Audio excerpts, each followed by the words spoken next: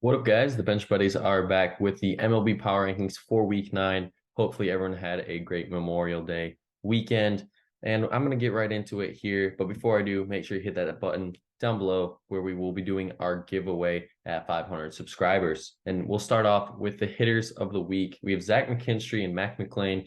And McKinstry looks like he has found a home in Detroit after, a rough patch to his career early. He has been having a great year and he's backing it up with a great week this last week. Over 390 average, one home run, two RBIs, the power and the big, that kind of thing isn't there. But he had four stolen bases. He had six walks in a span of 2 games against the White Sox. And then you got to look at Matt McLean, 484 average, an OPS of 1.317, seven RBIs, and 19 hits in 12 games started since he has been called up. So these Reds, are making it interesting in the NL Central. It's a very bad division, but the Reds are hanging around with these guys. They're getting called up and are making the most of their opportunity. For the pitchers of the week, you have some familiar faces, Luis Castillo and Jose Barrios. Castillo and Barrios both got 2 wins this week, dominant weeks. Castillo had 8 more strikeouts, and he only gave up 1 hit and 10 strikeouts in 6 innings versus the Pirates, where Barrios, beat some very good teams on the road. He beat the Rays and Minnesota. As Barrios looks like a very inconsistent pitcher this year, but looks like maybe this week he can turn it the other way in him being a very good pitcher as we thought he would be. And then Castillo has been dealing, and let's see if he can keep it up there for the Mariners. And speaking of those Mariners, you have them as the team of the week. They were 5-1 last week, swept Oakland and beat Pittsburgh at home 2-1. Julio's been heating up. He had a very slow start, but now middle of May, he's starting to pick it up. Andres Munoz is expected back in a few weeks or even less. And this team's pitching has been carrying the way with the bats being a slow start. Third in the MLB with ERA of over 3.5, first in walks, hits, and innings pitched with 1.15.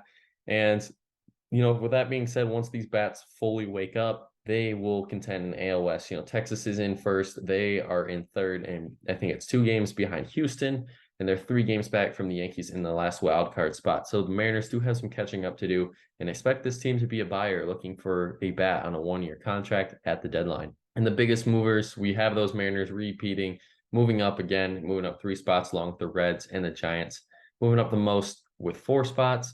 And then the teams that are falling down, you got the Red Sox and Pirates dropping 4 spots, and the Mets dropping 3 spots. Those middle of the pack teams are more than likely going to be the biggest movers for the next few weeks as everyone is jam-packed there. We'll start from 30 to 21. The bottom 2 teams don't look like they are going to change anytime soon. That being Oakland is on pace for the worst, record in MLB history. The Royals, well, they have a lot of young talent, but it doesn't look like it's going anywhere for them. The White Sox have just been struggling. Liam Hendricks did come back last night on Monday, so that was a positive sign moving forward for him after he just beat some cancer. Washington Nationals, they looked decent at the beginning. Now they're slowly falling back. The Rockies have been playing consistently around 500, which is interesting to see with their pieces. The Reds, as I was talking about, make it for an interesting NL Central race. If they can play decent baseball, beat the teams they have to beat in division, then I think they are probably one of the front runners unless the Cardinals can turn it around. Then you have the Cubs and Pirates right ahead of them, also in the NL Central. Teams that played good at the start and have slowly started falling. And then you got AL Central, Guardians and Tigers. My Tigers are 1 game back from 500 before yesterday. And they just announced today that Eduardo Rodriguez and Matt Vierling are going on the 15-day IL. So that is a big blow for them. And we'll see who they call up and how they will, perform taking their spots.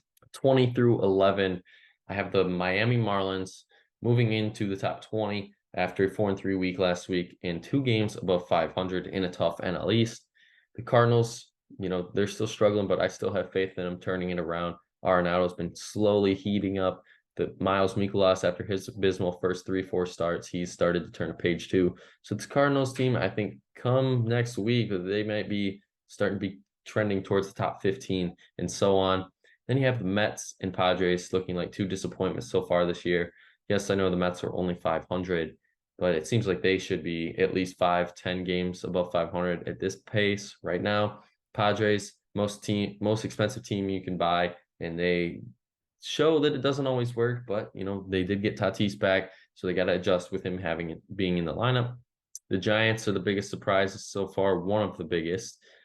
Moving up 4 spots to 16 after a 5-2 week last week. And they just have been playing some very quietly good baseball out there in the NL West. The Twins, the AL Central leading Twins, moving down 3 after 27-26 record. They're not going to run away with this AL Central unless the Tigers, Guardians just collapse and they get hot. And then you have the Phillies, Angels, Red Sox, and Brewers rounding out the last 4. And those teams, I think, could interchange almost at any point this season. The Red Sox and Brewers just fell out of the top 10. And I think they could get right back in there if they have a good week. And at that top 10, obviously at 1, I have Tampa. I got to keep Tampa at 1. But after that, there wasn't really much changes this week. Baltimore and Atlanta just flipped. Baltimore with the win record, their record is better than Atlanta. And, they had a 500 week. Houston, LA, New York are all staying the same after they just, coast through this week. Then the Mariners, as I talked about earlier, had a great week going 5-1 and really vaulting up in the AL West standings and even in the power rankings. And then the Blue Jays, even with a 3-4 week, they're moving into the top 10 just because of that loaded AL East. And, you can see the Rays, Orioles, Yankees, and Blue Jays, and then the Red Sox at 12. So 5 of the top 12 are AL East teams. And then rounding it out are the Diamondbacks, which have been a team that has not got enough love in the media, going 30-23 so far in the NL West. And the only team they're trailing, well, those Dodgers that are right there at 6. And it makes it for an interesting case on those Diamondbacks. They could possibly be a team to watch out for in the second half of the season that could overtake the Dodgers. But that's going to be it for today's video. Make sure you guys come back next week to see where your favorite team ranks. But until the next time, the Bench Buddies are out.